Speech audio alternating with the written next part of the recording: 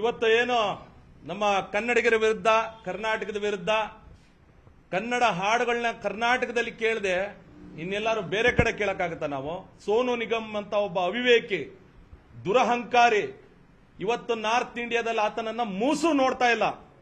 ಇವತ್ತು ಕರ್ನಾಟಕದಲ್ಲಿ ಆತನಿಗೆ ಪ್ರೀತಿ ಕೊಟ್ರು, ಅನ್ನ ಕೊಟ್ರು, ಅವನಿಗೆ ಬೆಳವಣಿಗೆಗೆ ಒಂದು ದಾರಿ ಕೊಟ್ಟಂತ ನಮ್ಮ ಕನ್ನಡಿಗರ ವಿರುದ್ಧನೇ ಕನ್ನಡ ಹಾಡು ಕೇಳಿದ್ದಕ್ಕೆ ಪೆಹಲ್ಗಾಮ್ ಘಟನೆಗೆ ಲಿಂಕ್ ಮಾಡಿ ಕನ್ನಡಿಗರು ಭಯೋತ್ಪಾದಕರು ಅನ್ನೋ ರೀತಿ ಏನು ಒಂದು ಹೇಳಿಕೆಯನ್ನು ಕೊಟ್ಟಿದ್ದಾನೆ. ಈ ಮೂರ್ಖನನ್ನ ಕನ್ನಡ ಚಿತ್ರರಂಗದಿಂದ ಬ್ಯಾನ್ ಮಾಡಬೇಕು. ಜೊತೆಗೆ ಬನ್ನಿ, ಇನ್ನು ಮುಂದೆ ಯಾವುದೇ ಖಾಸಗಿ ಕಂಪನಿಗಳಾಗಿರ್ಬೋದು ಅಥವಾ ಖಾಸಗಿ ಶಿಕ್ಷಣ ಸಂಸ್ಥೆಗಳಾಗಿರ್ಬೋದು, ಇವತ್ತು ನಾವು ಚಲನಚಿತ್ರ ವಾಣಿಜ್ಯ ಮಂಡಳಿಗೆ ಬಂದಿದ್ದೀವಿ. ಇವತ್ತು ಈ ಲೆಟರ್ನ ಕೊಡ್ತಾ ಇದೀವಿ ಅವರಿಗೆ. ಯಾವುದೇ ಚಲನಚಿತ್ರ ನಿರ್ಮಾಪಕರು, ಯಾವುದೇ ಚಲನಚಿತ್ರದವರು ಈತನನ್ನ ಕರ್ಸೇನಾರು ಹಾಡು ಹೇಳಿದ್ರೆ ನಿಮ್ಮ ಚಿತ್ರ ಯಾವುದೇ ಕಾರಣಕ್ಕೂ ರಿಲೀಸ್ ಮಾಡೋದಕ್ಕೆ ಅವಕಾಶ ಕೊಡೋದಿಲ್ಲ ನಾವು. ಇನ್ನು ಮುಂದೆ ಅವನು ಕರ್ನಾಟಕಕ್ಕೆ ಬರಲಿ, ಬಂದಿಲ್ಲಿ ನಾವು ಕೊಡೋಂತ ಭಿಕ್ಷೆ ತಿನ್ಕೊಂಡು ಹೋಗ್ಲಿ, ಆದ್ರೆ ನಮ್ಮ ಕನ್ನಡ ಚಿತ್ರರಂಗದಲ್ಲಿ ಆತನ ಯಾವುದೇ ರೀತಿಯಾದ ಚಟುವಟಿಕೆಗಳಲ್ಲಿ ಪಾಲ್ಗೊಳ್ಳುವಂತಿಲ್ಲ ಅಂತ ಹೇಳಿ ನಾವು ಸಮಸ್ತ ಕನ್ನಡಿಗರ ಪರವಾಗಿ ನಮ್ಮ ಯುವ ಕರ್ನಾಟಕ ವೇದಿಕೆಯಿಂದ ಚಲನಚಿತ್ರ ವಾಣಿಜ್ಯ ಮಂಡಳಿಗ ಅಧ್ಯಕ್ಷರು ಇವತ್ತು ಏನು ಬಾಂಬೆಗೆ ಹೋಗಿದ್ದಾರೆ, ಅವ್ರ ಪರವಾಗಿ ಉಪಾಧ್ಯಕ್ಷರಿಗೆ ಕೊಡ್ತಾ ಇದೀವಿ. ಏನಾದ್ರೂ ನಾಳೆ ದಿನ ಸೋನು ನಿಗಮ್ ಕನ್ನಡ ಚಲನಚಿತ್ರರಂಗದ ಸಂಬಂಧಪಟ್ಟಂತ ಹಾಡುಗಳಲ್ಲೋ ಇನ್ನೊಂದಕ್ಕೂ ಏನಾದ್ರು ಅದಕ್ಕೆ ಹೊಣೆ ಬಂದು ಭಾಗವಹಿಸಿದ್ರೆ ಅದಕ್ಕೆ ನೇರ ಹೊಣೆ ಕನ್ನಡ ಚಲನಚಿತ್ರ ವಾಣಿಜ್ಯ ಮಂಡಳಿ ಆಗುತ್ತೆ, ಇಲ್ಲಿ ಅಧ್ಯಕ್ಷರಾಗ್ತಾರೆ.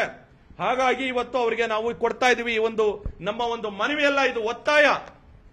ಯಾವುದೇ ಕಾರಣಕ್ಕೂ ಇಂಥ ಒಬ್ಬ ಅವಿವೇಕಿ ಕನ್ನಡಿಗರ ವಿರುದ್ಧ ಈ ರೀತಿ ಒಂದು ಕರ್ನಾಟಕದಲ್ಲಿ ಕನ್ನಡ ಕೇಳದೆ ಇನ್ನೇನು ಕೇಳ್ತಾರೆ? ಅವನಿಗೆ ನೇಮು ಫೇಮು ಬಂದಿರತಕ್ಕಂಥದ್ದು ನಮ್ಮ ರಾಜ್ಯದಲ್ಲಿ, ಅವನನ್ನು ಮೂಸು ನೋಡಲ್ಲ ಅವ್ರ ರಾಜ್ಯದಲ್ಲಿ. ಅಂತೇವನು ಇವತ್ತು ಎಲ್ಲೋ ವೇದಿಕೆಯಲ್ಲಿ ನಿಂತ್ಕೊಂಡು, ನಾನು ಮೊದಲನೇದಾಗಿ ಹೇಳ್ತೇನೆ, ಇಲ್ಲಿ ಇರ್ತಕ್ಕಂಥ ಖಾಸಗಿ ಸಂಸ್ಥೆಗಳು ಆತನನ್ನ ಕರೆಸಿ ಕಾರ್ಯಕ್ರಮ ಮಾಡಂತವ್ರಿಗೆ ನಾಚಿಕೆ ಆಗಬೇಕು. ನಿಮಗೆ ನಿಮ್ಮಿಂದ ಇವತ್ತು ಕನ್ನಡಿಗರಿಗೆ ಅವಮಾನ ಆಗಿರ್ತಕ್ಕಂಥದ್ದು. ನಮ್ಮಲ್ಲೇ ಎಂತೆಂಥ ಕಲಾವಿದರಿದ್ದಾರೆ, ನಮ್ಮಲ್ಲೇ ಎಂತೆಂಥ ಒಳ್ಳೊಳ್ಳೆ ಆರ್ಟಿಸ್ಟ್, ಹಾಡುಗಾರರಿದ್ದಾರೆ. ಕೊಡಿ ಅವಕಾಶ. ಕೋಟ್ಯಾಂತರ ರೂಪಾಯಿ ಕೊಟ್ಟು ಅವನು ಕರೆಸಿ ನಮ್ಮ ವಿರುದ್ಧ ನಮ್ಮನ್ನೇ ಬೈಯೋದಕ್ಕೆ ಕರೆಸ್ತಾ ಇದ್ದೀರಾ ಆತನನ್ನ.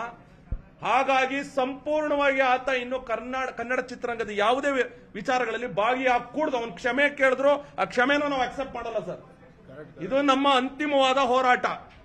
ಕ್ಷಮೆ ಕೇಳಿದ್ರೆ ಇಲ್ಲಿ ಯಾರೋ ಬೈದ್ಬಿಡುದು. ಮೊದಲು ಯಾರೋ ಸಣ್ಣ ಪುಟ್ಟ ಇಲ್ಲಿ ರೋಡಲ್ಲಿ ನಿಂತ್ಕೊಂಡು ಕನ್ನಡಿಗರನ್ನ ಬೈದ್ಬಿಟ್ಟು ಹೋಯ್ತಾ ಇದ್ರಿ. ಈಗ ದೊಡ್ಡ ದೊಡ್ಡ ಸೆಲೆಬ್ರಿಟೀಸ್ ಕನ್ನಡಿಗರನ್ನ ಟಾರ್ಗೆಟ್ ಮಾಡ್ತಾ ಇದ್ದೀರಾ ನೀವು. ನಾವೇನ್ ಮಾಡಿದೀವಿ? ಕನ್ನಡ ಕೇಳೋದು ತಪ್ಪು ಹಾಗಾದ್ರೆ? ಹಾಗಾಗಿ ಇವತ್ತು ನಾವು ಕನ್ನಡ ಚಲನಚಿತ್ರ ವಾಣಿಜ್ಯ ಮಂಡಳಿಗೆ ಬಂದಿದ್ದೀವಿ.